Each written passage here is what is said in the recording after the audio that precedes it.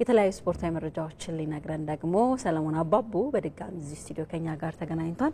በድጋሚ እንዴት ቆየ? እንዴት ናችሁ? ነፃነትና ቤት እንደምን ቀደም ሲል ያው የሀገር ውስጥና የባህር ማዶ ስፖርታዊ መረጃዎችን እያጋራን ነበር እና እነሱን ደግሞ ውጤቶች በሰፊው እየጠበቅን ነው ከተመልካቾች ጋር። መልካም አመሰግናለሁ። መልካም ጊዜ።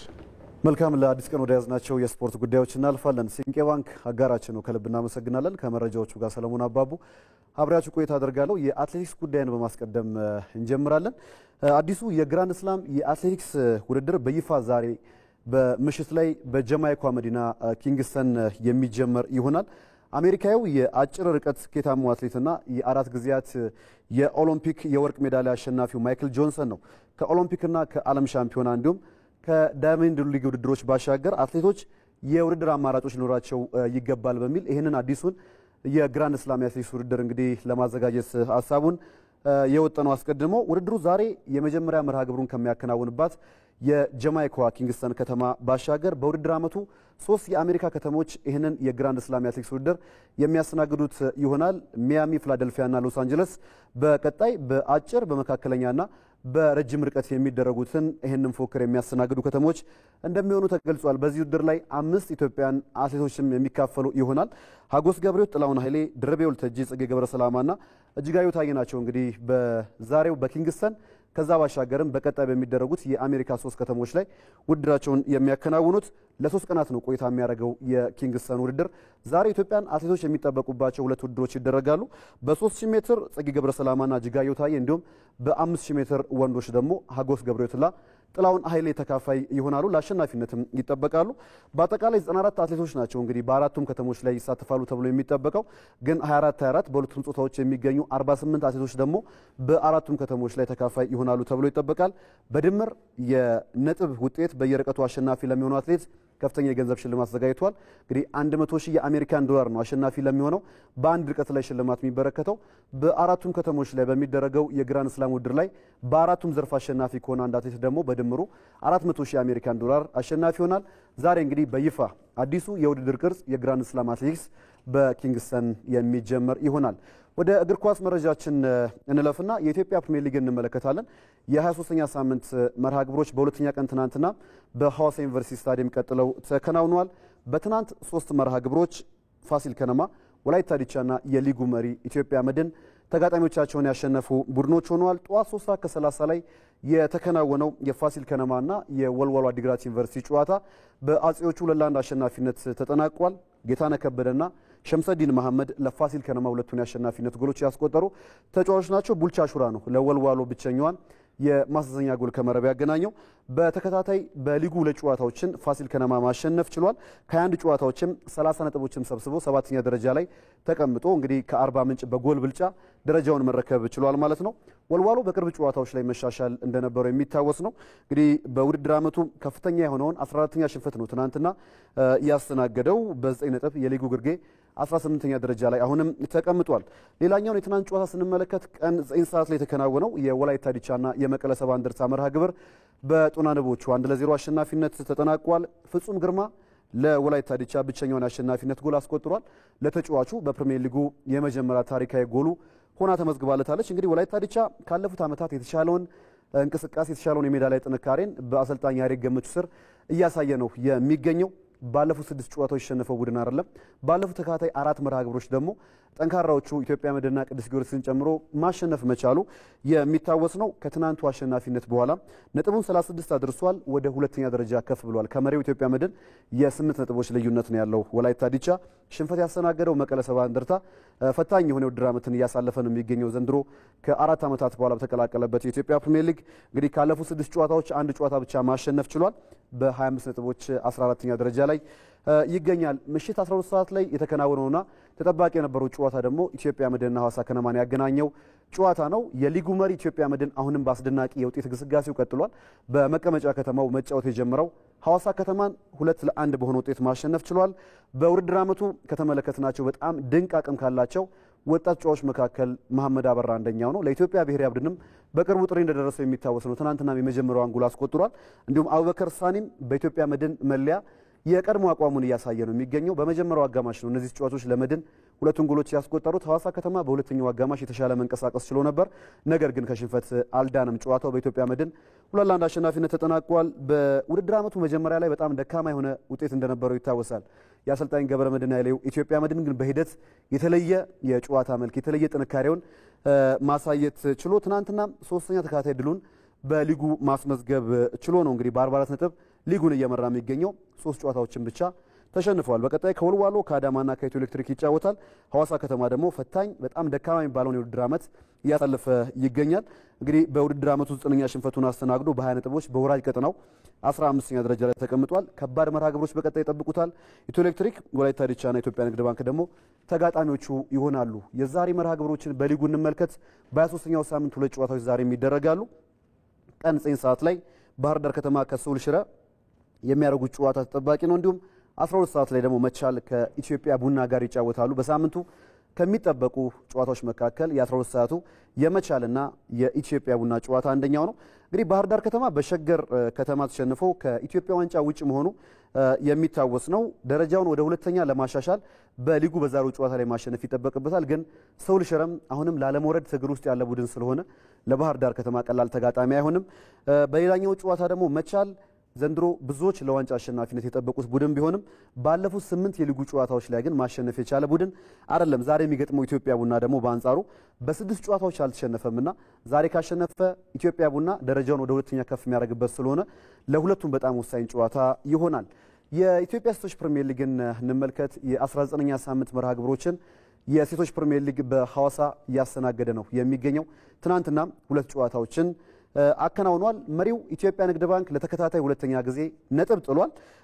ትናንትም ከኢትዮ ኤሌክትሪክ ጋር ያለገባቸው ውጤት ነው ጨዋታውን ያጠናቀው። ከውጤቱ በኋላ ንግድ ባንክ ነጥቡን 47 አድርሶ አሁንም በሊግ መሪነቱ መቀጠል ችሏል።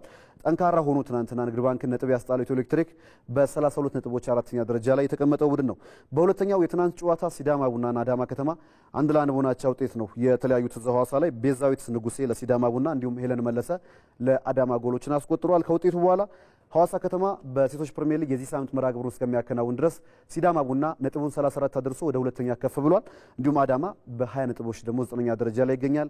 ዛሬ በሳምንቱ 2 ጨዋታዎች ይደረጋሉ። አዲስ አበባ ከተማ ከአርባ ምንጭ ጠዋት 3 ሰዓት ላይ እንዲሁም ቦሌ ክፍለ ከተማ ከልደታ ክፍለ ከተማ ጋር 5 ሰዓት ላይ ጨዋታቸውን ያከናውናሉ። ወደ ውጭ የስፖርት መረጃዎቻችን እንለፍና የእንግሊዝ ፕሪሚየር ሊግን አስቀድመን እንመለከታለን። የ23ኛው ሳምንት የሳምንቱ አጋማሽ የመጨረሻው መርሃ ግብር ነው። በስታንፎርድ ብሪጅ ቼልሲ እና ቶተናምን በለንደን ደርቢ ያገናኘው ቼልሲ ይህንን ጨዋታ 1-0 በሆነ ውጤት በማሸነፍ ከማንቸስተር ሲቲ 4ኛ ደረጃውን ተረክቧል። በሳምንቱ አጋማሽ ማንቸስተር ሲቲና ኒውካስል ማሸነፋቸውን ተከትሎ ወደ 6ኛ ደረጃ ዝቅ ብሎ እንደነበር የሚታወስ ነው። በትናንቱ ውጤት ደግሞ የአውሮፓ ሻምፒዮንስ ሊግ የተሳትፎ ቦታ ላይ መቀመጥ ችሏል። የኤንዞ ማሬስካው ቡድን አርጀንቲናዊው ኤንዞ ፈርናንዴዝ በሁለተኛው አጋማሽ 50ኛው ደቂቃ ላይ ከኮል ፓልመር የሻገለትን ኳስ በጭንቅላት በማስቆጠር እንግዲህ ወሳኛውን ጎል ማስቆጠር ችሏል። በውድድር ዓመቱ 6ኛ ጎሉ ነው። በቅርብ ጨዋታዎችም ለሰማዮቹ በጣም ወሳኝ ሚና አለው።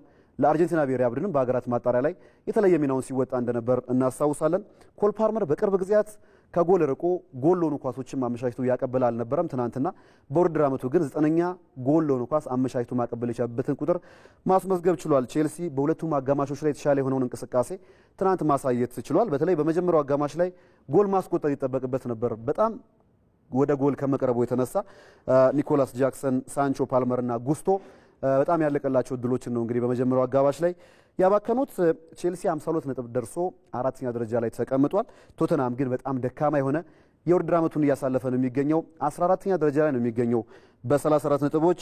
አንጅ ፖስቴኮግሉ ምናልባትም ከጉዳት በኋላ ወሳኝ ስብስባቸውን በትናንትናው ጨዋታ ላይ ቢያገኙም ግን የተለየ ነገርን መፍጠር አልቻሉም። በ30 ጨዋታ 16ኛ ሽንፈት የሚያስተናግደውና ይሄ ደግሞ ከ2-3-4 የውድድር ዓመት በኋላ የቶተናም ደካማው አጀማመር ሆኖ ተነስቷል። ለማንኛውም በደርቢው ጨዋታ ቼልሲ አሸናፊ ሆኗል። ከፕሪሚየር ሊጉ ባሻገር የተለያዩ የአውሮፓ ሊጎች ዛሬ ይመለሳሉ። በጀርመን ቡንደስሊጋ 28ኛ ሳምንት በሙኒክ ደርቢ አውግስበርግ እና ባየር ሙኒክ የሚያደርጉት ጨዋታ የዛሬው ተጠባቂ ጨዋታ ይሆናል። እንግዲህ አውግስበርግ በሊጉ በሜዳቸው በጣም ጠንካራ ከሆኑ ክለቦች መካከል አንደኛው ነው።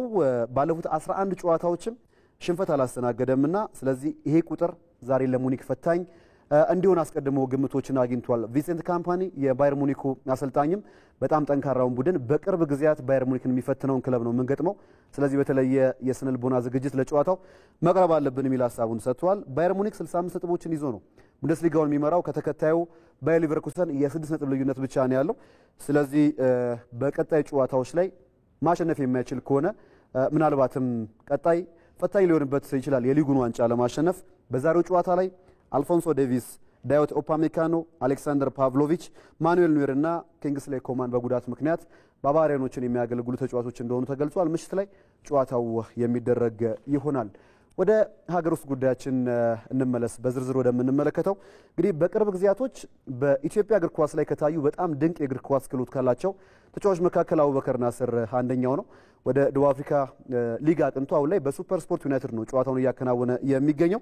የኢትዮጵያ ፕሪሚየር ሊግ የምንጊዜም ከፍተኛው ጎል አስቆጣሪ ተጫዋች አቡበከር ናስር ከረጅም ጊዜ በኋላም በቅርቡ ለኢትዮጵያ ብሔራዊ ቡድን ጥሪ ደርሶት ጎል ማስቆጠሩላ የሚታወስ ነውና ከኢትዮጵያ ቴሌቪዥን ጋር ከዚህ ከብሔራዊ ቡድን ቆይታው በኋላ ቆይታን አድርጎ ነበር። በተለያዩ ጊዜያት የገጠመው ጉዳት የሚጠበቅበትን የሚፈልገውንም እንዳያደርግ እክል እንደሆነበት ተናግሯል። ለረጅም ጊዜ ግን ከብሔራዊ ቡድኑ ርቆ ነበርና አሁን ጥሪ ደርሶት ጎል በማስቆጠሩ በጣም ደስተኛ እንደሆነ ነው እንግዲህ ከኢትዮጵያ ቴሌቪዥን ጋር በነበረው ቆይታ የገለጸው። ባልደረባችን አንተነህ ሳይ ጉዳዩን እንደሚከተለው ያስቃኘናል። የመጀመሪያ ጎሌን እንደውም ሳገባ ዛሬ ሆሊዴ ነው በቃ ኢትዮጵያ ምን አያሉኝ ነበር እና አንዳንድ ተጫዋቾች ኢትዮጵያ ቡና ራሱን በሚገባ ያሳየበት ክለብ ነው። ከወጣት ቡድኑ ጀምሮ እስከ ዋናው ድረስ በወጥ ብቃት አገልግሏል። አቡበከር ናስር ግብ አዳኙ የበርካታ ደጋፊዎች ባለቤት በሆነው ኢትዮጵያ ቡና ከወጣት ቡድኑ ካደገ በኋላ በኢትዮጵያ ፕሪሚየር ሊግ ያለውን አቅም ለማሳየት ጊዜ አልወሰደበትም። በተለይ 2013 ዓ.ም የኢትዮጵያ ፕሪሚየር ሊግ የውድድር ዓመት ለእርሱ የተለየ ነው። በ29 ግቦች ከፍተኛ ግብ አስቆጣሪ ሆኖ የጨረሰበት ብቻ ሳይሆን በጌታነህ ከበደ ተይዞ የነበረውን የ25 ግቦች ከፍተኛ ግብ አስቆጣሪነት ያሻሻለበት። በሊጉ ድንቅ ብቃቱን ማሳየቱን ተከትሎ ወደ ደቡብ አፍሪካ ሊግ የማምራት እድል ያገኘው አቡበከር ናስር አሁንም በዚያው ይገኛል። ሳውዝ አፍሪካ ሊግ ጠንካራ ሊግ ነው። ከኛ ሀገር አንፃር ጠንካራ ሊግ ነው። ስልጠናውም እንደዛው ለየት ይላል። እረፍቱም ይሄ የሚጠቃቀሟቸው መጠጦቹ ምናምን ከኛ ሀገር ላይ የሚገናኝ አይደለም። ጠንካራ ሊግ ነው ሳውዝ አፍሪካ። እኔ የገባውበት ቲም ደግሞ የአፍሪካ ትልቁ ክለብ ነው። የኢትዮጵያ ፕሪሚየር ሊግ በሱፐር ስፖርት የቀጥታ ስርጭት ሽፋን ማግኘቱም ከሀገር ወጥቶ እንዲጫወት መልካም አጋጣሚ የፈጠረለት አቡበከር ናስር ለመሆኑ በሀገሩ ትልቁ ክለብ ማሜሎዲ ሰንዳውስ ያለው ቆይታ ምን ይመስላል? ሰንዳውስ ተጫዋቾች ሁሉም ፖዚቲቭ ናቸው፣ የሚገርሙ ሰዎች ናቸው። ከኮቹ ጀምሮ እኔ በቃ ያላየሁት ነገር እዛ ነው የገጠመኝ። እዛ ያላየሁት ነገር እዛ ገጥሞኛል። ኮቾቹ ያለው ከተጫዋቾቹ ጋር ያለው ግንኙነት የሚገርም ነው፣ ማራኪ ነገር ነው ያለውና እኛ ሀገርም ይሄ ነገር ቢለመድ እግር ኳሳችን ያድጋል ያስባል። አቡበከር ናስር በነበረው ድንቅ ችሎታና ተሰጥኦ ብዙ ተስፋ ቢጣልበትም በሰንዳውስ ያጋጠመው ተደጋጋሚ ጉዳት ግን ያለውን አቅም እንዳያሳይ አድርጎታል። ከተጎዳው በኋላ ያው በሰዓቱ ሰርጀሪ ያስፈልገው ነበር መሰለኝ። ሌላ ሰው ሳማከር በመጀመሪያ ሰርጀሪ ያስፈልግ ነበር አለኝ። ከ9 ወር በኋላ ነው እንደገና ሰርጀሪ ማድረግ ያለበት ያሉት። እሱም በቃ ሰርጀሪ ወይ ደግሞ ይሄ ፒአርፒ የሚባል የሚወጋ እሱን ማድረግ እኔ በቃ ሰርጀሪ ነው ማድረግ የምፈልገው አይነት ነገር ነው ያልኳቸውና ከዛም በኋላ አርገውኝ ነበር። ይሄ ስካርቲሹ ነው መጥረግ ነው እንጂ የሚሰፋ ነገር ምናምን እንትን አላሉ። ይሄ ብቻ መጥረግ ነው። ይሄ ቆሻሾቹ የደም እንትኖቹ አላ እሱም መጥረግ ነበር ያረጉት። ከዛም በኋላም ግን ስቲል ለውጥ የለው። ጉዳት የእግር ኳስ ህይወቱን ፈታኝ ያደረገበት አጥቂም አሰልጣኙን ጨምሮ ባለሙያዎቹ ገዛ ቢያደርጉለትም ወደ ቀደመ ጤንነቱ ግን ሙሉ በሙሉ መመለስ አልቻለም። አሰልጣኙ ለኔ የሚሰጠኝ እንትን ይገርማል። ጠርቶኝ ቢሮ ራሱ ክፍል ጠርቶኝ ብዙ ጊዜ ያወራኛል።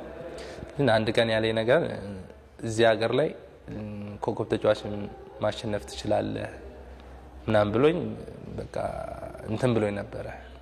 ሳፖርት አድርጎኝ ነበረ። እኔ በቃ በአሰልጣኝ ደረጃ እንደዚህ አይነት እንትን አጋጥሞኝ ያውቃል።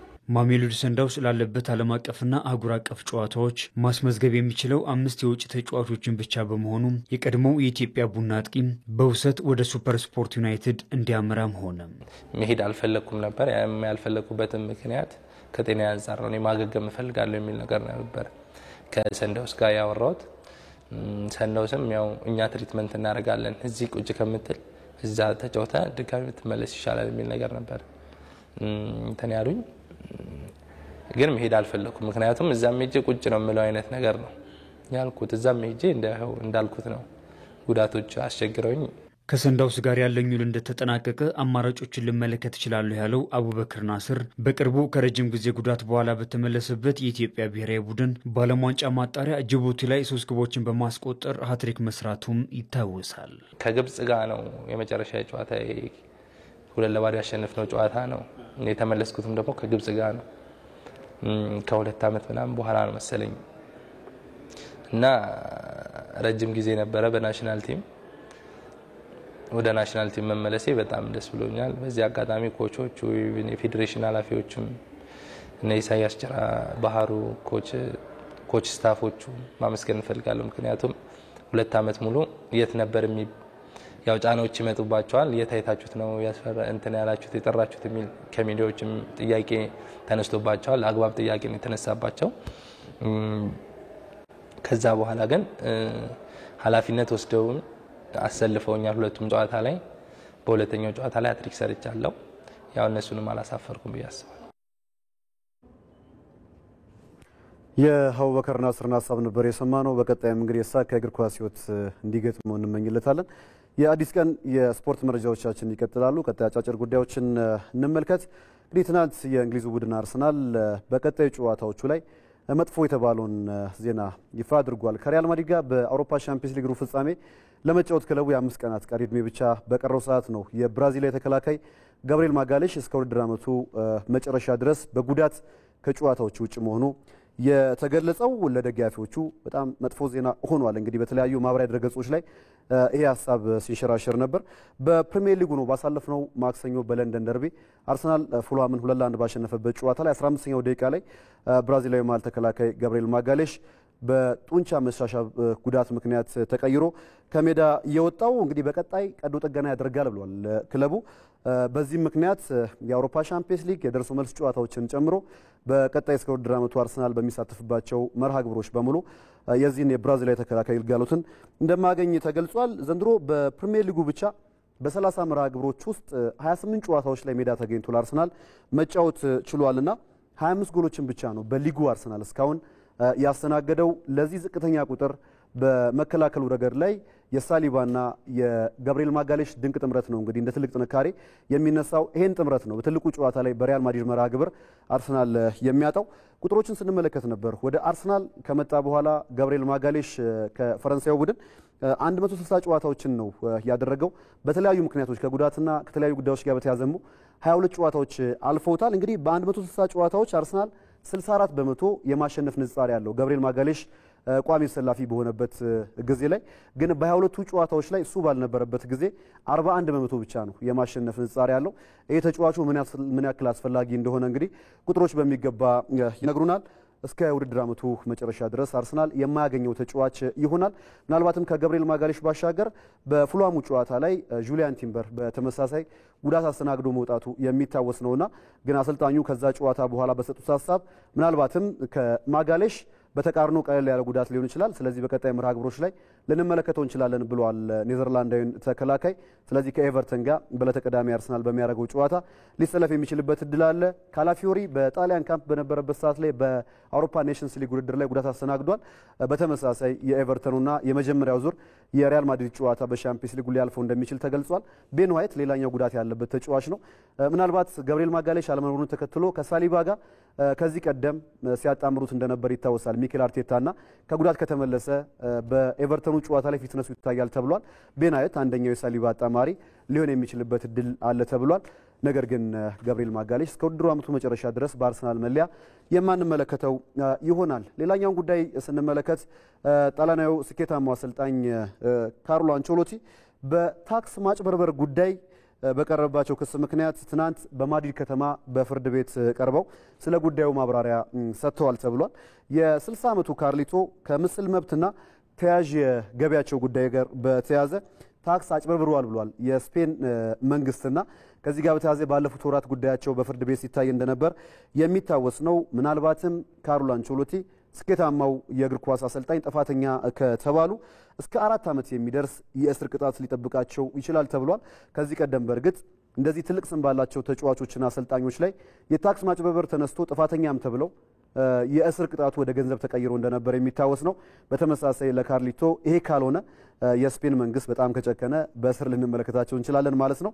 ግን ጠበቆቻቸው በሚገባ የተከራከሩላቸው ነው የሚገኙት።